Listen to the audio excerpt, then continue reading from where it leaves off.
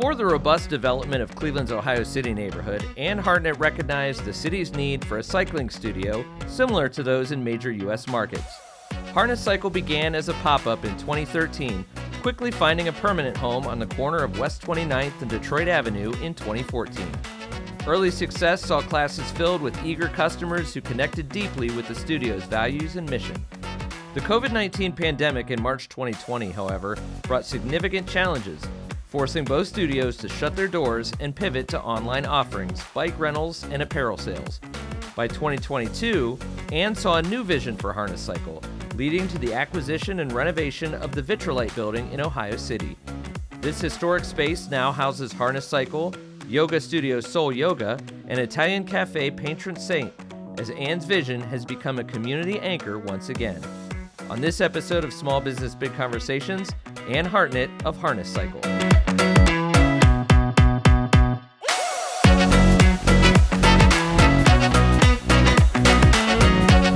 Ann, it is a pleasure to have you today on Small Business Big Conversations. Welcome. Thanks for having me. So I remember way back when at a Jumpstart event, pre-pandemic, pre-anything in this world, called Startup Scale Up, where you were a featured speaker. And I remember listening to some of your story then. At that point, it was just Harness Cycle. A lot has happened since then. But let's start back at the beginning and talk about how Harness Cycle started and where did you get the inspiration? What made you decide to open a business? All right. Yeah, back where it all began is kind of, full circle. I think it tells a tale of like where I've landed now. But I grew up in Cleveland, and I came back and was working for a local software company, Highland Software, and I was a consultant, so I was traveling all around, and really had expected to move out of Cleveland after I had kind of finished my first year there, because I was traveling, so you could live from anywhere. But in that first year back in Cleveland, I kind of fell in love again with rediscovering just what Cleveland was as an adult. But it also was 2008 when the housing market crashed. Yeah. And so I was kind of seeing two things happen. One, a lot of people were losing their jobs, which of course was unfortunate. But a lot of people were taking this leap of faith into opening like their dream business at that point, because they had been laid off and it was a really tough job market. And so you were starting to see these it was like this wild west of storefronts and brick and mortar, where people were like, well, what do I have to lose? I'll give this a shot. So you were seeing like little retail boutiques and new restaurants coming out. And I just was like, my now husband, we were dating at the time, was like, you're like the opener. Like, you go to every one of these like businesses on their first day open.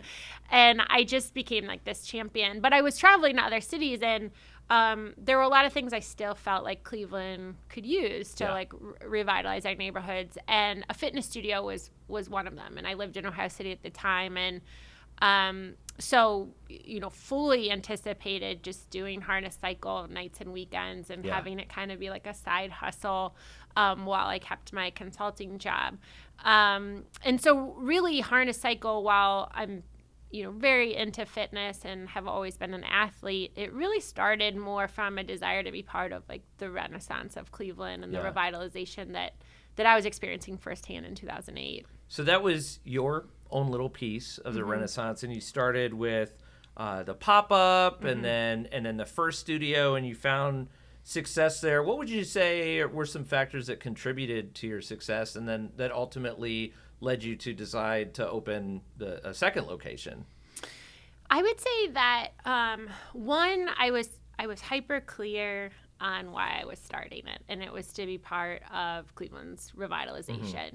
It wasn't necessarily to be the next Soul Cycle, and have this fitness brand that was franchised or scaled all over the country. It was really rooted in Cleveland and creating this like community anchor space. And I think that was felt from day one. Like the people that walked in the door still refer to it as like where they've met some of their best friends. People have met their spouses there.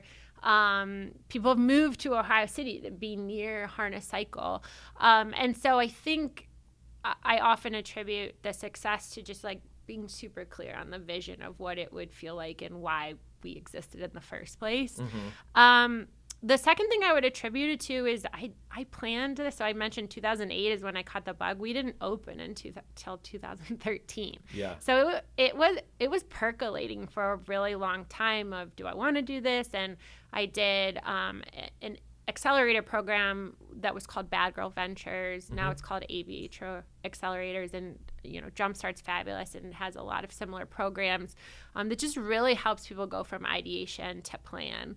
And that's the first thing I tell anyone looking to open their own business is write the plan. Like there's so much you can't plan for in business, but there's a lot you can. And just having your playbook to say like, this is what I'm clear on, because there's a lot of things that will challenge when you don't have that written down and that clarity when you go forward. And so I think having this plan that I had worked on through an accelerator program, did my pitch, got some early funding, and then I still sat on it and said, do I really want to do this?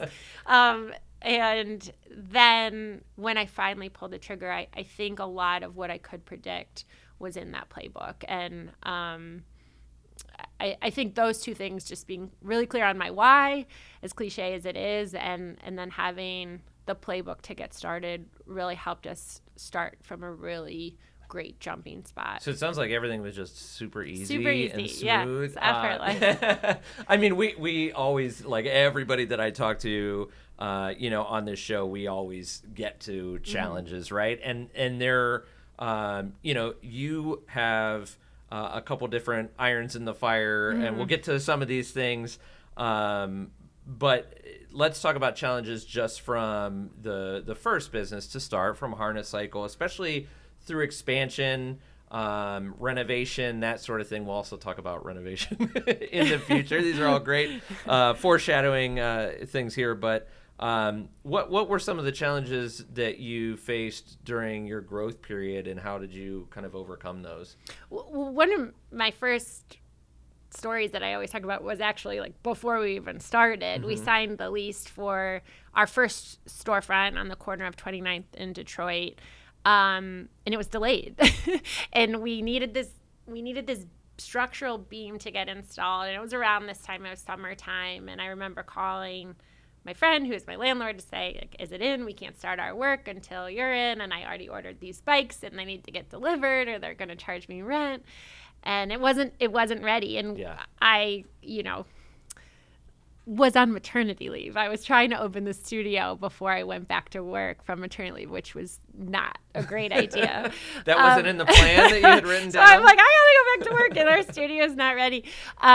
So it what felt like a disaster in the moment of like, oh my gosh, I'm one person. How can I, raise this child and go back to work? And my studio's not ready. We've got these bikes. We can't afford to pay the rent. And so I just kind of took a step back and I was like, what can we do to get started? And you mentioned this in the introduction, but we had a pop-up studio. So that was never the plan, to have a pop-up studio. So we already had a signed lease in a location we were planning to go into, but I had these bikes that were ready to go. I had already hired my whole team, overhired, by the way. And so I found an open storefront on West 25th and negotiated with that landlord, could we do month to month? And of course, in my head, I'm like, well, we'll be here for 2 months and then we'll head to our forever studio. And 2 months was 6 months. And so we were there in what we dubbed lovingly the Cycle Lab. And it was just bikes, a portable sound system. My husband built a stage. The bathroom didn't even have a door. You'd have to be like, somebody's in here when you'd hear steps coming back. And it really was just like this organic start that we built in a really simple way. And some of the people that joined us in the Cycle Lab days are still with us today, are still instructors, and awesome. 11 years later. And so it's an example of like in these moments and like the close-up view, it feels like a disaster and the plan is off track. But in actuality, that really stabilized our business at that moment in time before we had the overhead of a larger studio, a larger operation. It was just really simple, and it ultimately ended up funding the rest of our build out. And so when we had our grand opening in February of 2014, we had 300 people come that day. So it very much didn't feel like a brand new business. It felt like this like coming home of this base of people we had join us and find us at the Cycle Lab. So you mentioned, it's kind of funny because you had the defined plan, but you actually had to pivot a lot before even opening. How did that affect your mindset? Was that something that you were used to at all from corporate life or in being in the software world, or is that something that it was like adapt or die mode and we just move forward with what we have to move forward with?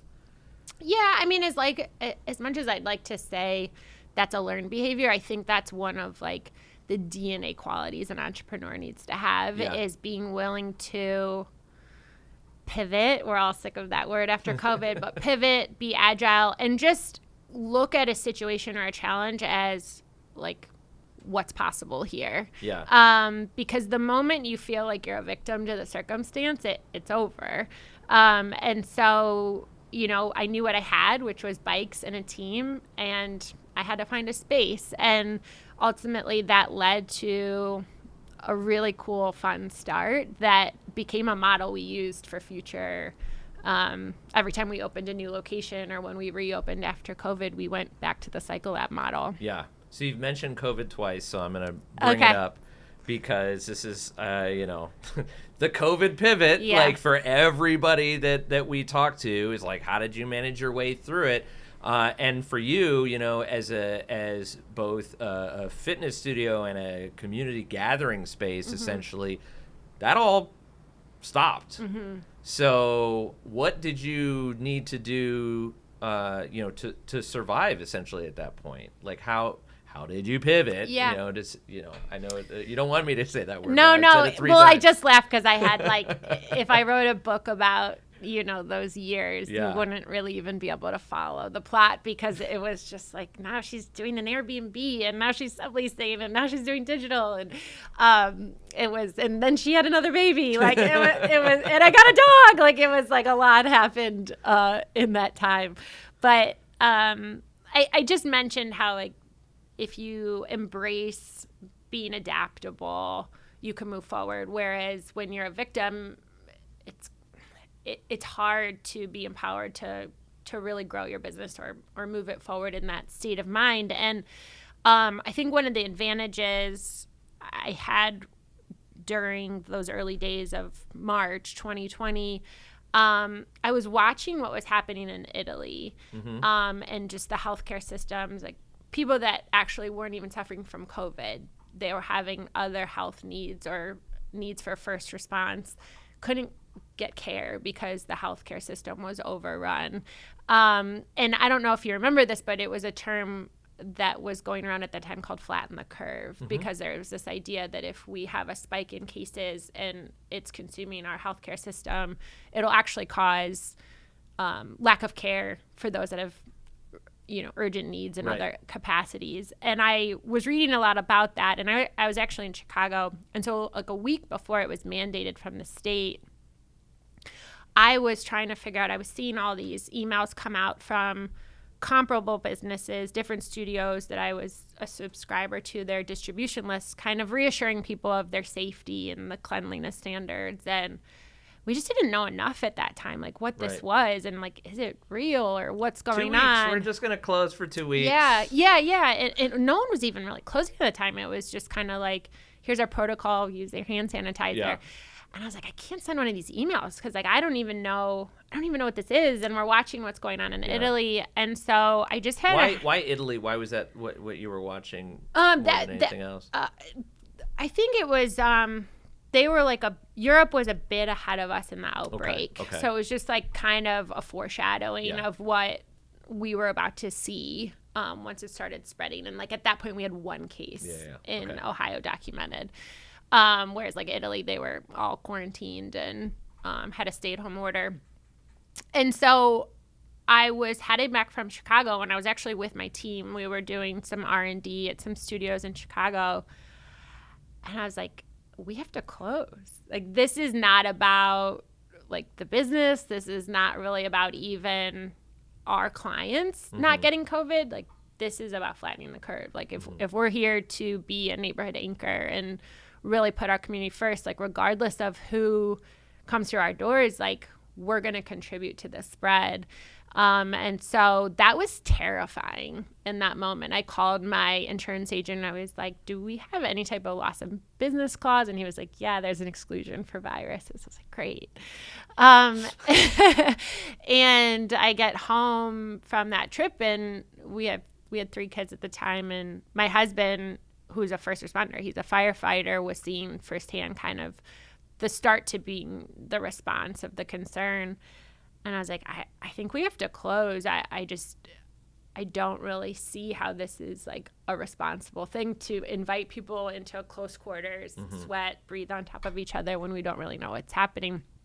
And he's like, Eni, I'll support you, but like, we could go bankrupt. Like, this is a lean margin business. Like, I don't know if we can really survive 30 days without operations. And I'm like, we got to do the right thing. And if that's what happens, that's what happens. And we were really scared. And then later that night, the NCAA tournament got canceled, and then NBA games got canceled. I was like, okay, I think I'm not crazy. Like, I think this is the right move. And so we sent out an email to 9,000 people on our email distribution list.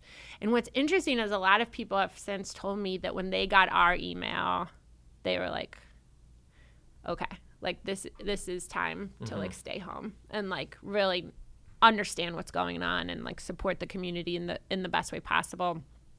And so I think I was going at it from a mindset from, like I said, day one, that was like in choice, and it wasn't like happening to me that I was mandated to close and the state's ordered this and I'm waiting to reopen, or there were other studios or businesses that were kind of like, nah, I'm going to stay open. Yeah. And I think it just put me kind of in this mindset of like, I'll figure it out. Right.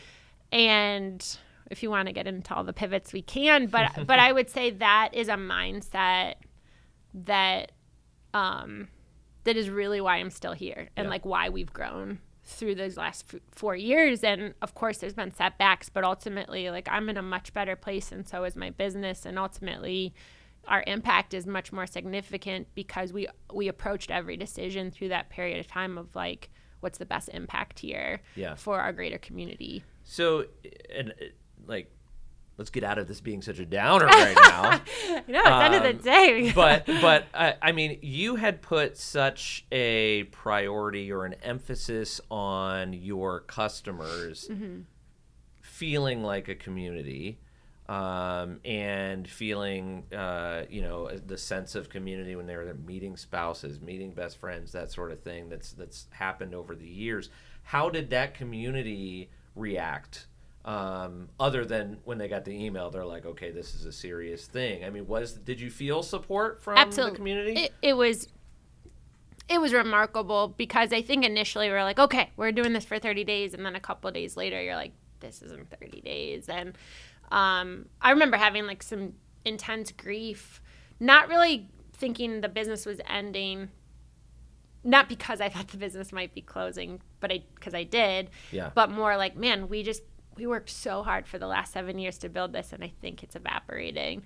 And what was coming while I was having those like really hard thoughts was like people just buying gift card after gift card after gift card, knowing like they're not buying classes. Like, we don't know when we're going to reopen. And that was really empowering. And then I would say a week after we closed, I started buying up.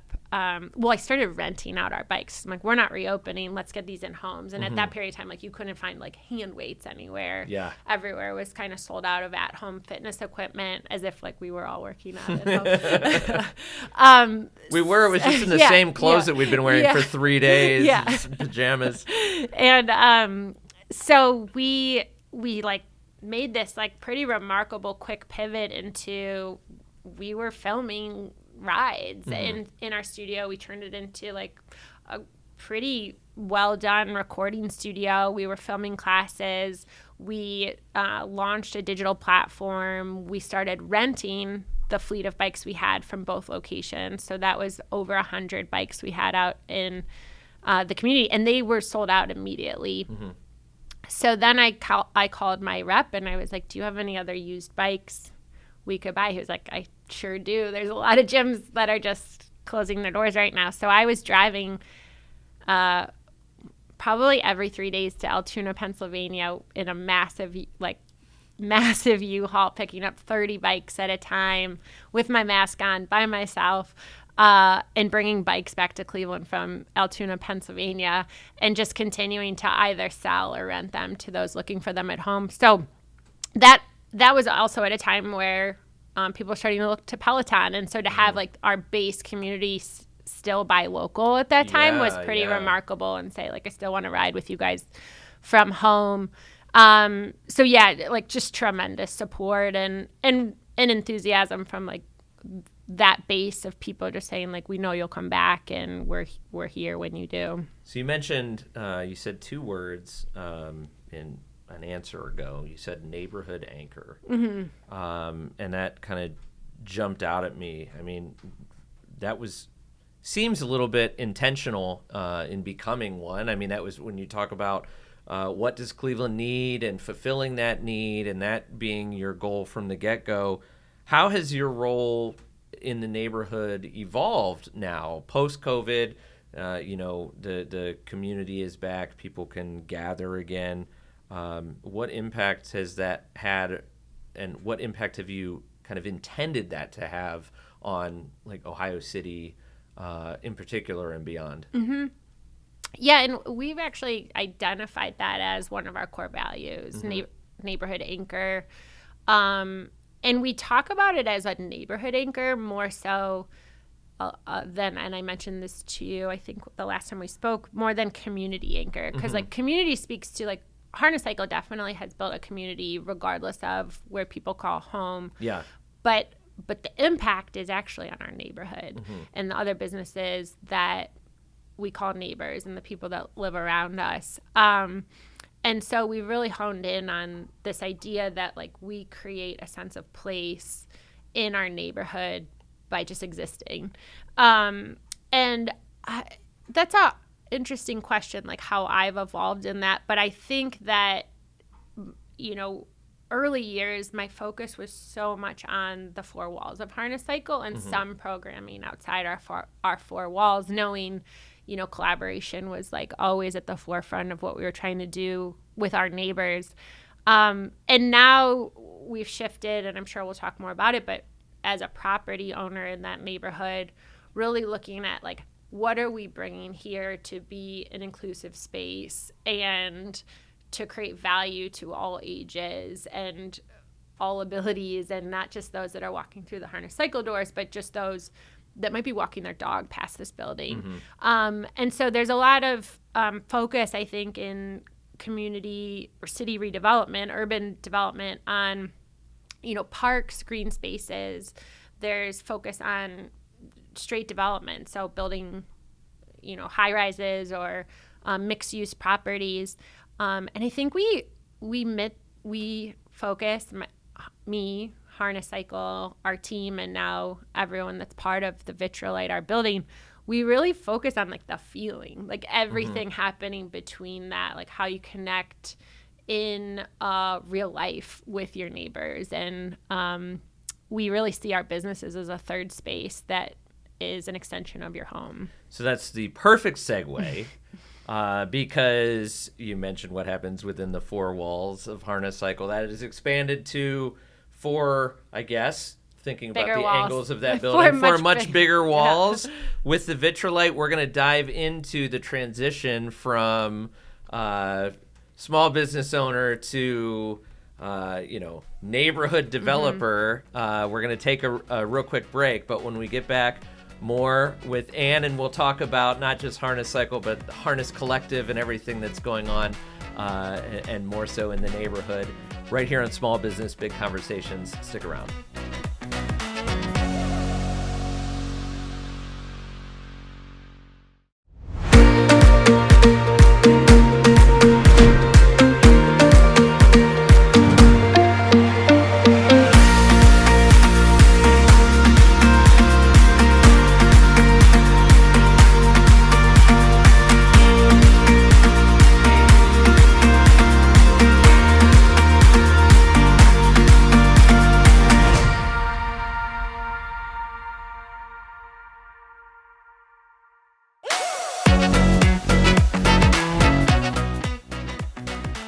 We are back on Small Business Big Conversations with Ann Hartnett of Harness Collective, and let's talk about the next thing.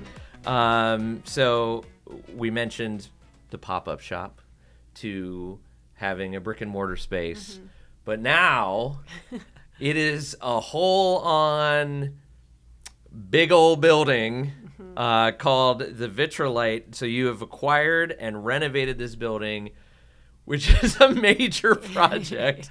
Share with us kind of the vision behind that, and how it's transformed into, I'll say, not a community hub, a neighborhood hub. Thank you. Tell us all about it. Growing up, my dad and my uncle had this expression, go big or go home. And I think that's kind of what happened with the Vitrolite. So during COVID, we ultimately closed both of our studio locations. We had two in start of 2020, and navigated out of both in unique ways. And so I had this kind of moment in time where we were a brick and mortar business and we had to leave both of our locations. So for all intents and purposes, we were closed, closed for business. And so I had this kind of little bit of time because one of my locations I had subleased to Lululemon. They did a 1-year pop-up, which was one of the many pivots I spoke of. We also Airbnb'd our offices. So I had, I bought myself some time with some of our pivots of revenue coming in. And really just had to pause and say, do I want to do this again? Because I'm going to have to start all over, and where is it going to be? And I think one of the realizations I had probably well before that point was the value Harness Cycle brought to the redevelopment of Ohio City, that little pocket of Ohio City now called Hingetown. We were one of many partners that helped really galvanize support and a resurgence of just new locally owned businesses and that sense of a neighborhood culture. And I remember it was the Monday after our grand opening. So it was February 2014 after our studio opened. And this older gentleman walked in on a Monday and was just like, hey, I want to talk to the owner. And I was like, that's me. And he's like, I've got this location on Fairmount, the east side. And I was like, we just opened. Why is this, what? And he was already recruiting us. And I would say that was a theme for the next 7 years is monthly calls from brokers, developers saying, do you want to open a Harness Cycle in our new project? Mm-hmm. And I think what I realized was I have something that adds value to their real estate. It's not that these developers are super passionate about indoor cycling. Right. 32 bikes that are going nowhere in a room, and they think this business is super cool. They see the value. They're super passionate about a leased space. A leased space that is bringing vibrant young professionals to their project. And so that was kind of always in the back of my head. And then when COVID hit and my business evaporated overnight because we had to shutter our doors, I was kind of looking at the property value from when we first started to what it was 7 years later. Mm-hmm. And it was about 8 times the value.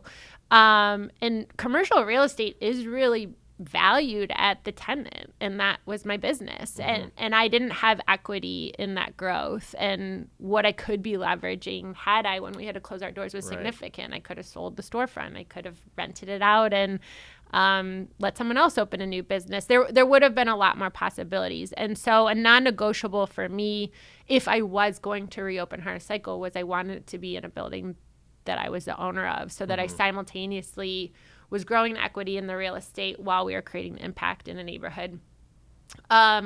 So made that decision, and then as life sometimes happens, the next day I drove past our original location and the building next door was for sale. I was not anticipating acquiring an 18,000 square foot building. I was more thinking 2,000 square feet or less. But back to the go big or go home, I told my husband, like, hey, did you see that the building next door that we've walked past every day for the last 8 years and never been inside is for sale? He's like, no. So I toured it, and I knew from the second I laid eyes on every square inch of that building what I would want to do with it. It's a really cool historic building that has just like a lot of great energy. It has lake views. It spans all the way from Detroit Avenue back to like the heart of that little corridor of Hingetown.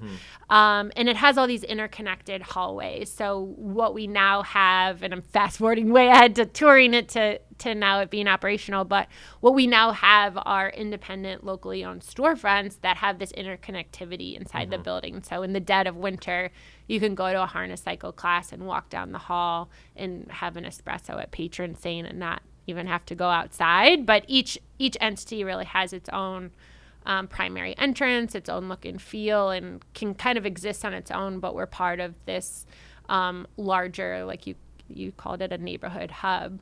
And getting from tour to open nearly killed me. And if I knew how hard it was going to be, I definitely would not have done it. But we're there. We're on the other side, and we're done with phase 1, about to embark on phase 2. When you've advocated for this, new kind of lifestyle in Cleveland through various activities, so how does that way of thinking, or how did that way of thinking align with your kind of overall mission and vision of that interconnectedness that you wanted in this building when you were through that process between touring it and where you are now? That's a great question. I think I would say when I moved back to Cleveland, which was like 2007, 2008, it was like a lot of browns and beers and bars. Like it was like the young culture was really surrounded around that, and I just felt like I was longing for, and while that is still part of Cleveland and always will be, I was really longing for this just kind of like lifestyle energy of what am I doing during the day, and how am I spending my mornings and a Saturday afternoon in a way that just feels really like culturally vibrant and fun and engaging. And I think that you fast forward to now, what we've done at the Vitrolite, and there's a lot of places in Cleveland this exists now, but it is a feeling of neighborhood and not just an entertainment district. It's somewhere where you want to move, where we had last winter we had a sauna for the winter months where riders would do this like cedar sauna after class, and like slowly I started just like people would come up to me like, I just made a new friend in the sauna. I had no idea. They're just like trying to recover post-workout, and all these people are secretly telling me they exchanged phone numbers and now have like a new group of friends because they like sat for 10 minutes in a cedar sauna at Harness. But I think it's this overall kind of idea that like an individual does have impact on the neighborhood they're part of when you just buy your coffee at Rising Star, or when you support your local spin studio, or you're spending a bit more to go to Patron Saint and have drinks with friends there. You're supporting like this whole ecosystem, and I think that is felt in that transaction more so than just the good or service that you're receiving. That was a question that I wanted to ask you, but I have to follow up on something that you said before that one, which is you said that developing that building almost killed you. Yeah. I hope that is a little bit of hyperbole there. An I hope overstatement? it didn't actually. But like going from owning a business to owning a tenant-filled building and everything that comes along with that, the unexpected problems that you have to solve, and being both accountable to your tenants and the maintenance of the building, but also, being the owner and collecting, the rent and all that, just everything that goes into it. Kind of walk us through that experience, and hopefully it didn't really almost kill you, but how did it change you as a person? Well, for the sake of honesty, I would say that like mentally, it took me to my hardest place I've ever been of just like, what have I done? Because it was so much risk. And I am in a different place in my life. 10 years post Harness, I have 4 kids. I have a lot more to lose. I have Harness is an established business, and I'm also older. So starting again feels a lot different than when we were 29 and my husband's like, sign that lease. What's the worst that can happen? Now it's like, there's a lot that can happen if this falls apart.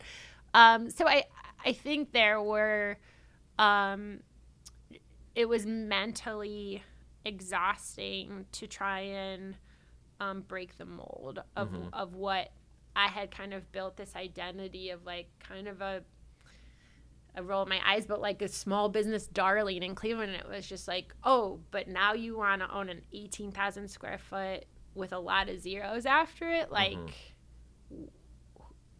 that's not your role here, But I've got a great storefront that you can lease in this project on the road. And I think that just felt really uncomfortable to not have a lot of support in the same way I had where it was like, starting small, and then when you want to like grow out of that, you have to kind of feel pretty naked to say like, I'm going to go for this regardless of who's got my back. And so I think there were a couple phases, many phases, when I say like it was the hardest thing I've ever done. And the first was choosing not to reopen Harness Cycle until we were in a storefront. So I was burning the candle, is that the expression? Burning the candle at both ends, because, the savings we had through all of the pivots was chipping away the longer we weren't reopen. Right. And simultaneously, I'm trying to buy this building that I, didn't have the equity for. So I'm trying to convince local lenders, the city, the county to back us on this endeavor and see the risk of not starting to support breaking into this commercial real estate industry. And so that took a solid 9 months, much longer than the 90 days I had committed to on my purchase agreement. And thankfully, the sellers were really supportive of me and our vision being the stewards of the Vitrolite. So they hung on. And then we got into, again, like a time crunch, because when we finally closed on the building, then it's waiting for permits and pushing through the process. It's a historic building in a historic district. So you have to go through all these rounds of approvals. And for us, every month we weren't reopen, we were losing savings that we had been waiting for Harness to reopen. So at that moment in time, I'm trying to do this first time large scale development, large for me. I'm also trying to reopen my business that had been closed at that point for 3 years. And I'm trying to support 2 other first time operators to open in our building. So there was a lot of moving parts. And, we're also a time in the world where we were coming out of COVID. And I think there was just like a lot of exhaustion, like culturally, where people were just fatigued of the rate of trying to jump back into life after we had all been through something pretty traumatic. And so balancing all of that and just staying laser focused on like the end goal is to like get this building open, get these first 3 entities in the building, get Harness Cycle back up and running, and then we can breathe. And so, I mean, I can't say enough about how challenging it was, but I also am so proud of what we have accomplished and how we did it, like approaching everything really mindfully with who's involved in the project, who our partners, our funding sources, and, ultimately the first 3 anchor tenants of the building are all women operators, 1 woman of color, 1 young gal who's not even, I think she just turned 30 and has dreamt of opening a restaurant since she was 8 years old. And then, me, the veteran, 10 years with Harness. So I think it's a great story that certainly didn't come easy.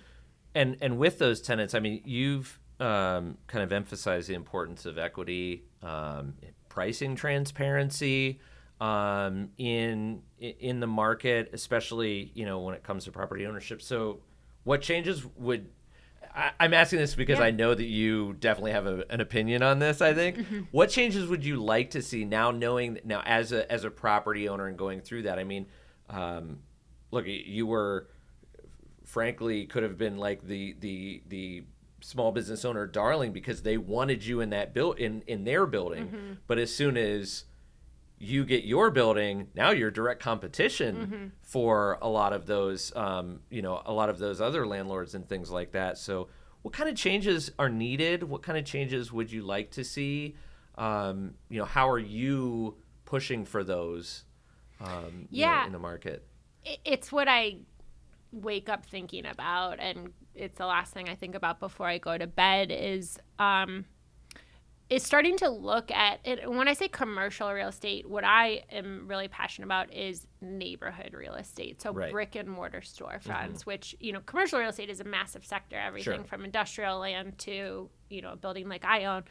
But where I really think that there's a lot of what I would say disruption that honestly, like even those in the industry might agree with, is starting to create access to storefronts and information that's available because right now it's really a bottleneck for neighborhood redevelopment, and especially as we look at like Cleveland Southeast Side neighborhoods, or you even look at like Akron, where it's just slow to redevelop Main Street, and it's because there really isn't a marketplace or a platform to showcase pricing transparency, rent transparency, what inventory is even available, because most commercial real estate is listed by brokers, and for them the name of the game is large square footage and larger volume, longer leases. And so we need to really create this marketplace concept to create a visibility to what I would say is dark inventory that's just kind of being left on the table and ultimately prohibits neighborhood redevelopment.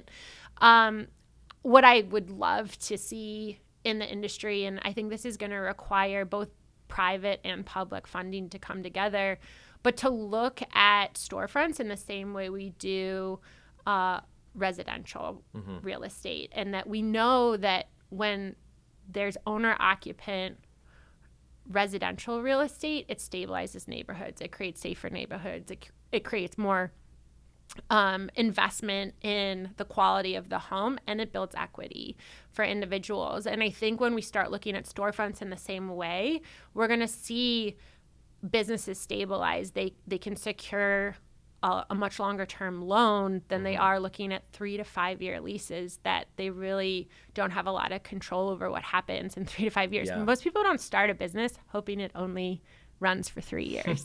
And, you look at a business like mine, and we're 10 years in, and that's where I kind of was like, if I'm doing this again and I'm hitting the reset, I have to have a longer trajectory for what my terms are and the constraints around my projections. And so I think that what's really scary for banks is retail is viewed as really volatile, and there's a lot of turnover. So if we start to bring cities into the conversation and more public financing to say, but there's value here. Like, this is a community asset as well. It's a third space. It's a space that's going to create jobs. It's a space that's going to create safety by just having the light on. How can we come to the table and help de-risk this deal that looks so, like not a great investment for a bank to mortgage? And so that's a longer term conversation on how we can start to put programs together to help businesses actually have equity in the storefronts in the neighborhoods that they're helping create value in. And I think, that's the utopian dream is that you look at 10 storefronts, at least 5 of those are owner occupant and owned. And it's something that generationally they can build equity through, and, the right to sell that storefront and recoup what they've invested in that space. Excellent. We've covered some deep stuff here. My goodness. Meta.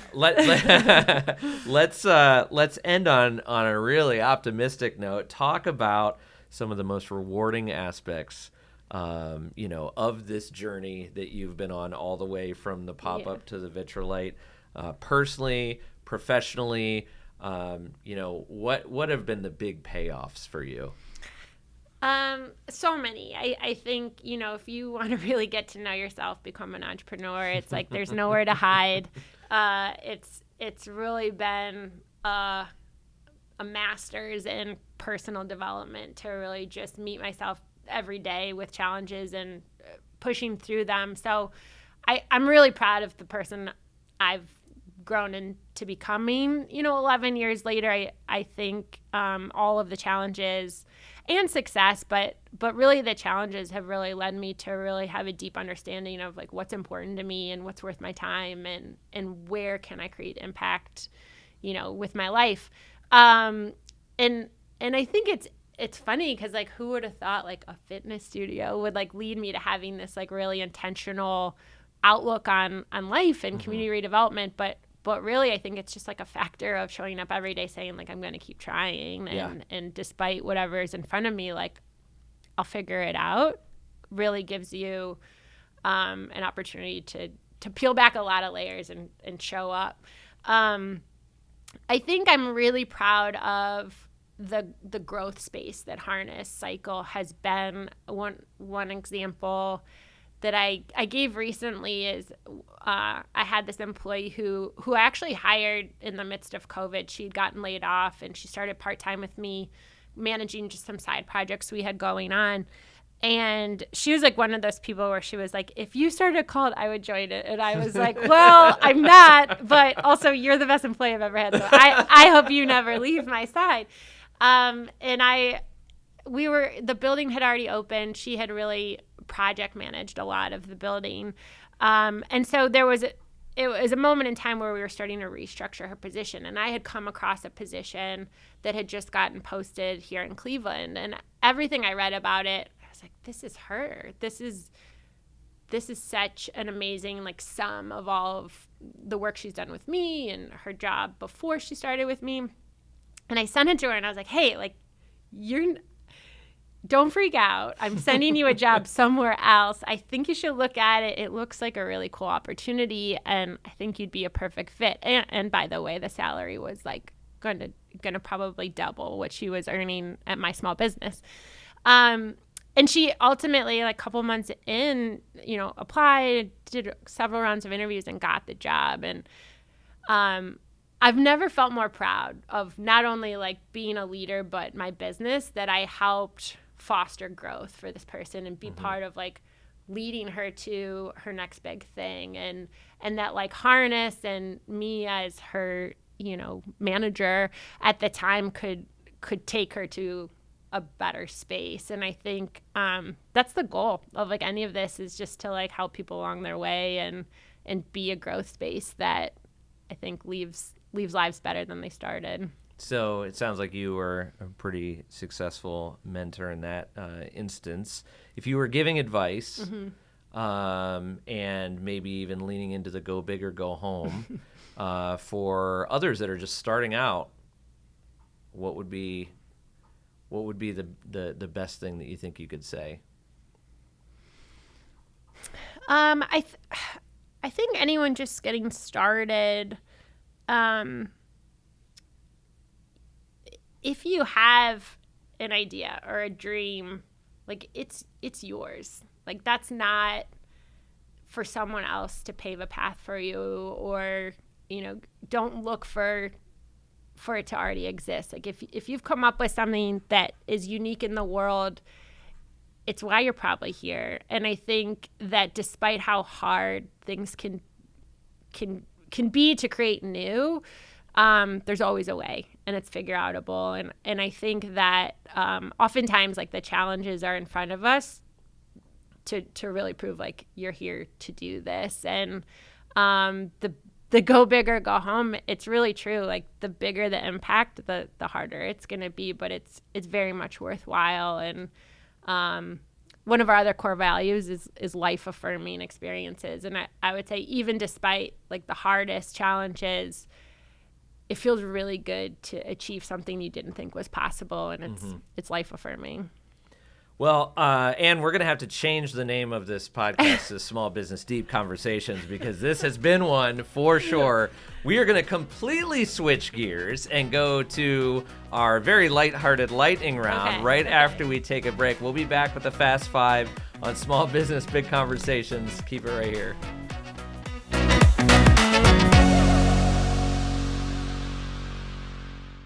My name is Valerie Mayen, and my business is the Yellow Cake Shop Clothing Company. We have been operational since 2009, and I really didn't see some real actual growth until I started working with Jumpstart. When I learned how to actually keep track of my expenses and set actual goals, I was able to discover so much more that I was capable of that I didn't realize. Jumpstart provides capital, services, and connections to help entrepreneurs grow. Get started today at jumpstartinc.org. We're back on Small Business Big Conversations with Anne Hartnett of Harness Cycle and Harness Collective. It is time for our Fast Five, the lightning round. Okay. This is how this is going to work. Okay, the Fast Five is actually 6 questions. You have to answer 5 of them. If, though, you answer all 6, you win a prize. Okay. We don't have any budget for prizes, but I do have a bicycle pump in the back of my car that is yours if you answer all 6 questions, okay? All right, so kick things off. What's your favorite non-fitness related thing to do in Cleveland? I love watching the sunset at Edgewater, or anywhere waterside. Very cool. What book, podcast, or even experience has had the biggest impact on your approach to business and neighborhood building? Ooh.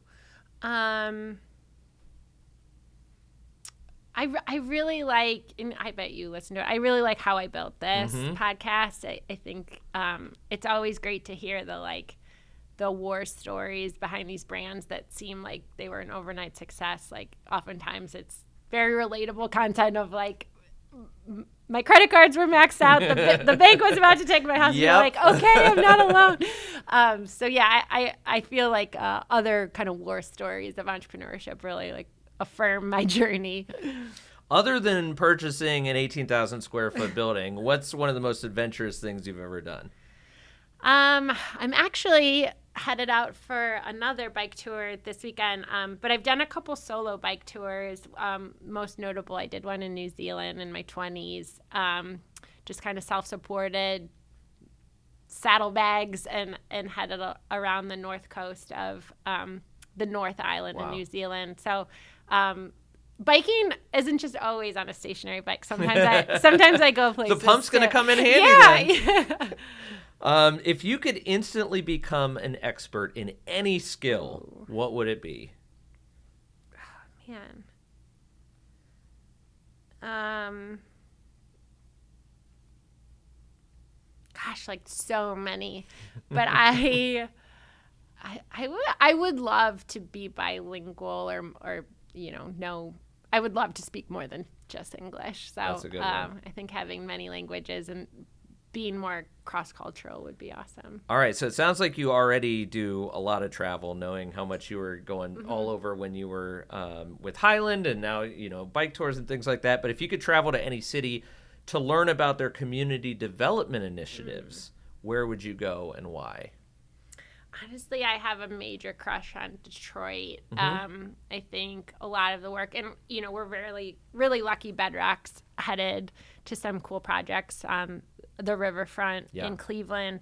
But it's such a massive challenge that they have in front of them to preserve their historic architecture and reimagine what's possible there in a population that's a fraction of the size it once was. Right. And I think there's some really cool things happening in Detroit. I love the grit of a post-industrial city. So, it's not a super glamorous spot, but a couple hours away. No, I'd say that's Detroit, a good one. Detroit, Michigan. Okay, so last one, and this is going to be... Is this 6? This is 6. All right, I think you're going to...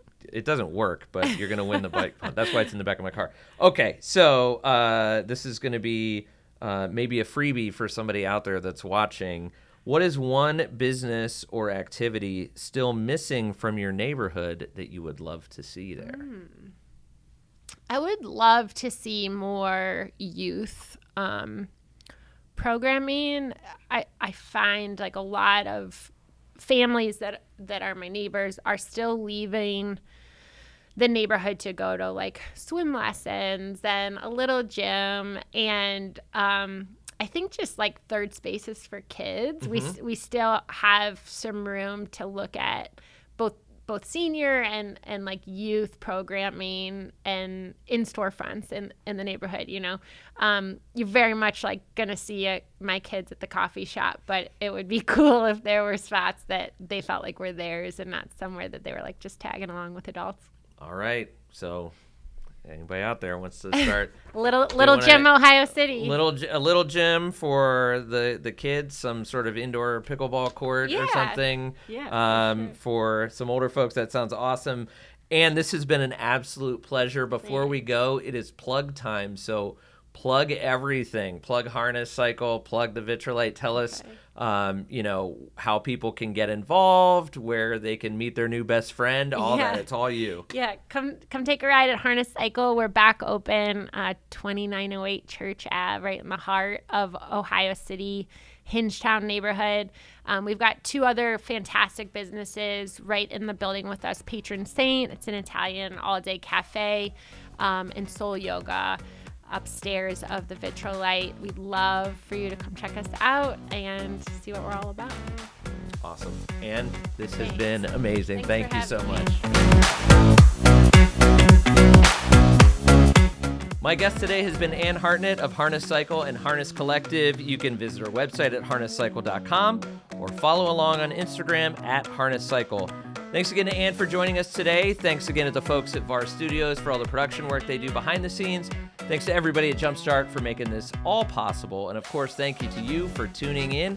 While you're here, we ask that you please subscribe on YouTube or wherever you get your podcasts so that you can be notified of new episodes, short videos, and much more. I'm Freddie Coffey with Small Business Big Conversations. We'll see you next time.